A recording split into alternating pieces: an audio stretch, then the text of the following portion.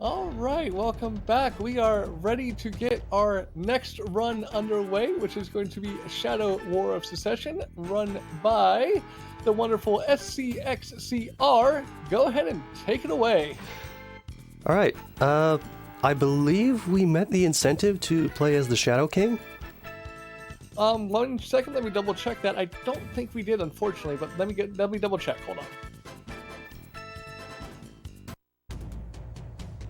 No, we did not meet it, unfortunately. Oh, we didn't?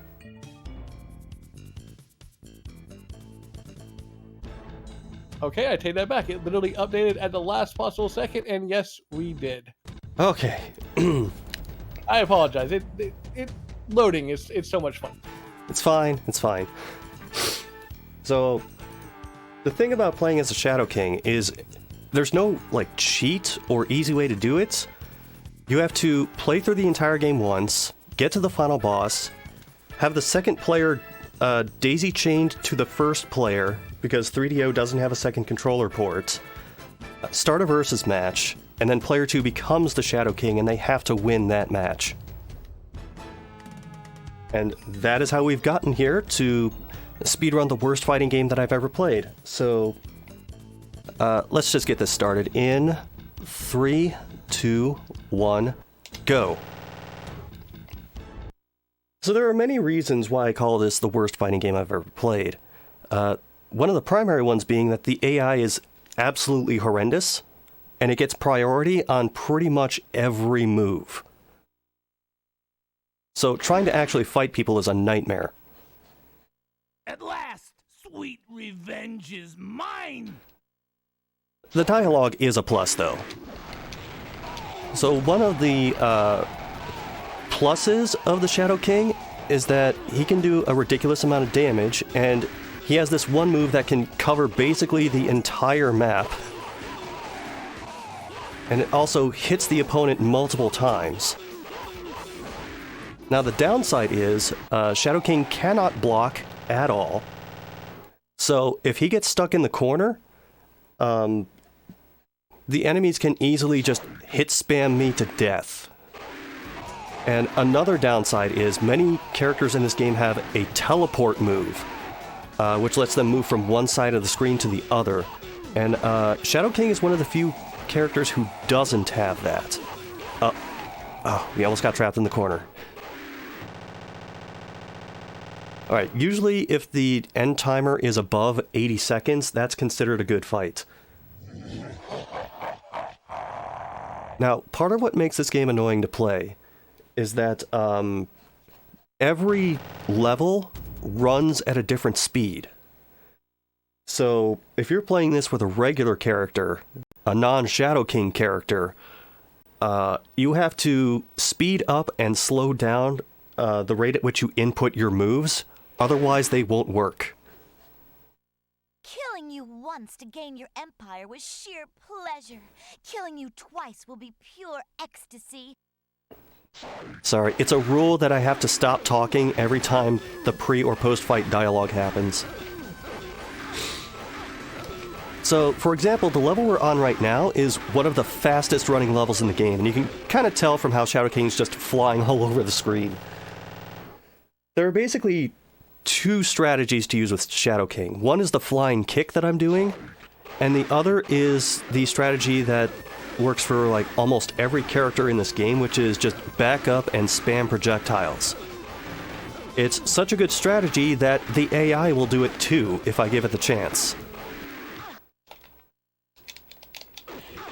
Oh, that's another thing. You'll see finisher prompts at the end of almost every fight. However, there are no finishers in this game. The developers originally intended to have them, but they kept causing the game to crash. So they took out the finishers, but they forgot to get rid of the finisher prompt. So it's just a little annoying thing you have to clean up at the end of every fight. Now, there is a bit of RNG involved with this run, beyond just whatever the AI decides to do. I respected you once, but now you have obviously gone totally insane! I can't disagree, Gabriella. The other RNG you have to deal with is dialogue RNG. Before every fight, one of the two characters will say something, and certain characters have longer lines of dialogue than others. So, for example, Gabriella has some of the longer lines of dialogue, except for the one that she just did. I usually play through this with a character named Carlos, and he typically has some of the shorter dialogue. So that's just one way that some characters in this game are, from a speedrun standpoint, inherently better than others. And speaking of what I mentioned earlier with levels running at different speeds, this is one of the slowest levels in the game. And I'm actually in a bit of trouble here, so I'm gonna play it safe, and so is the AI. Okay, good. Crisis averted. That's another thing too, is if the camera zooms in, the level will run a bit slower. So I'm trying to avoid, where possible, finishing the fight with the camera zoomed in, because that'll cause the score ticker to run down for a longer time than usual. Anvil is the guy who constantly kills my runs. If you're playing as Anvil, he's one of the best characters in the game, because you have to get through me to find out what really happened to your brother. Because he has a really good projectile that hits mid and technically low. And you can tell from how I'm just not doing the flying kick strategy how much of a pain Anvil can be. He loves spamming a slide move that, even if I'm in the air, can still hit me. And that's on top of spamming the projectile and a high kick that he likes to do.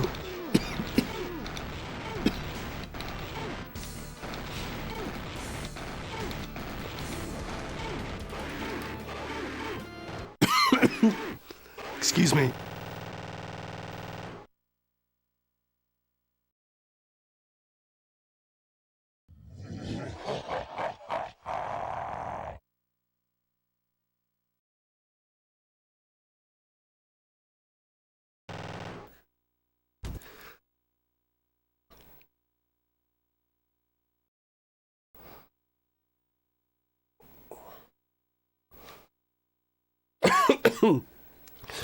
Excuse me, I need some water.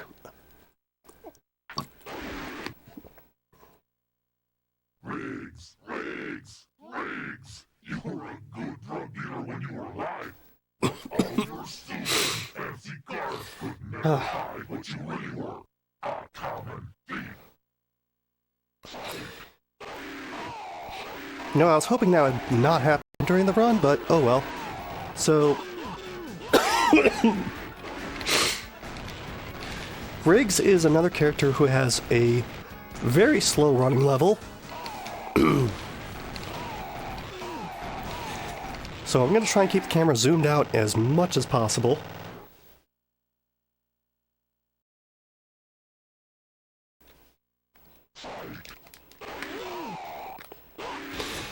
Oh, that's another thing about Riggs, is he can throw you while you're attacking. Or while you're in midair. So I did the flying kick, and then he just threw me anyway.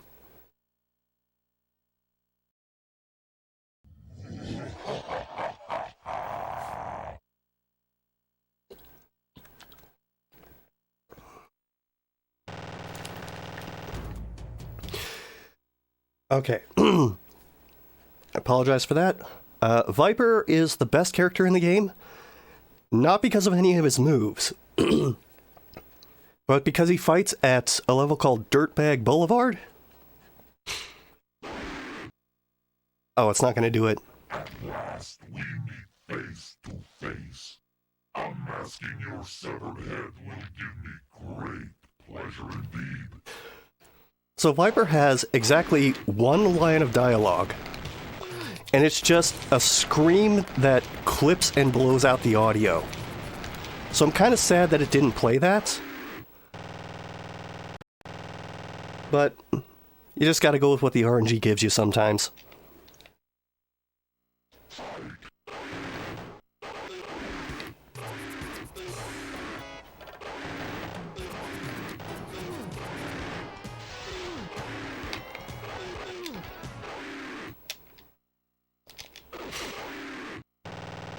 Alright, so we are getting fairly close to the end of the run.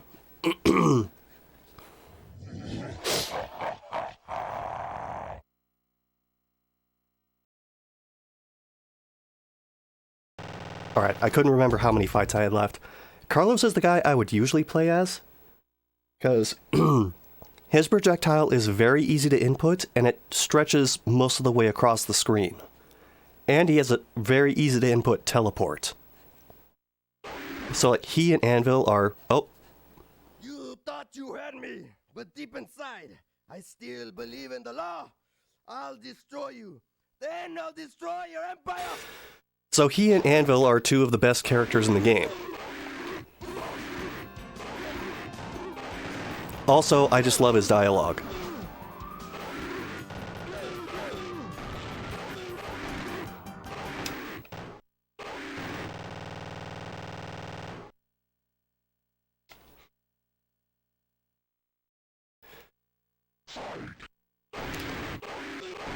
Oh, I shouldn't have jumped away like that, but that is okay. Fortunately, Carlos, for the AI, likes to use some special moves that have, like, really long windups, which means that Carlos isn't as good at trapping people in the corner. So I can be a little more risky with this fight than certain other ones.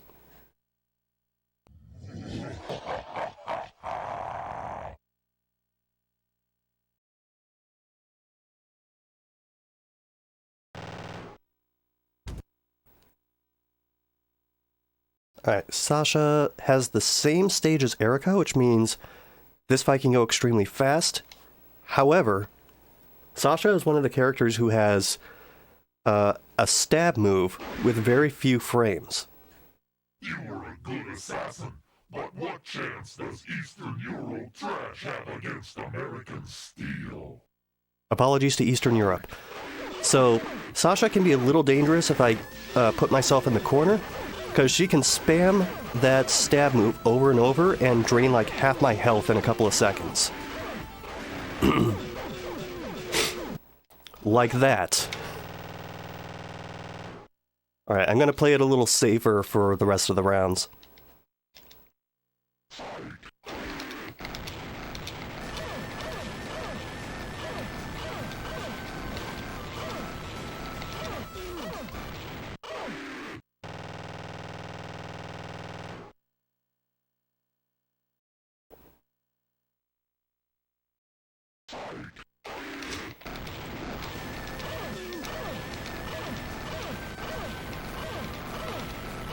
Okay, there's no finisher prompt for this because it's leading directly into the final fight, which means I need to use the first player controller to skip the cutscene, put that controller away,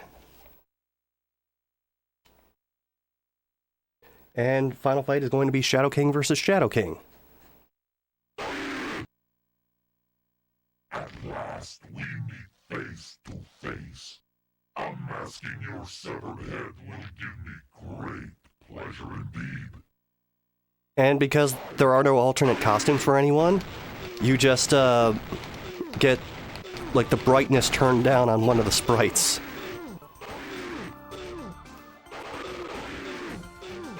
And fortunately, I know people have said Shadow King's a difficult fight, but when you are the Shadow King, you can just do the flying kick, and because he can't block it, this fight actually becomes, like, very simple. So time is coming up.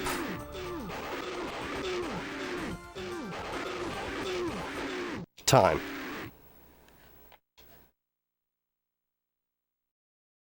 Now, the ending screen that you see here, the background is just the difficulty select menu, but, like, blown up a little bit. and the dialogue is the game over dialogue. So they didn't have an original ending for this at all. Honestly, I'm just surprised they thought to put anything here. By the way, what was the time on that? 13 minutes, 8 seconds. Oh, well, that's a record. Can't say I was expecting that.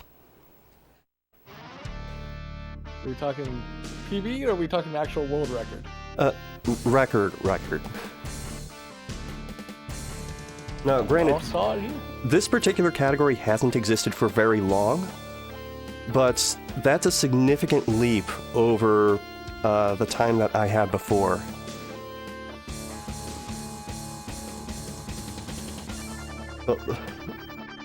I was going to cap this off by giving a shout-out/apology to anyone who was put on the backup list so that this could be in the marathon. But, man, I'm completely blindsided by that. I don't think any apology is needed, considering, you know, new world records are not something that go out in marathons very often. So definitely congratulations on that. So, thanks to random friend of mine who, when I said I don't believe this is an actual game, sent me a complete inbox copy of it. Shout out to, I think it was Sun Joe earlier, who put like $90 toward the Shadow King incentive. And shout out to Midwest Speedfest in general for some reason continuing to indulge in whatever I decide to submit to their events. Thank you.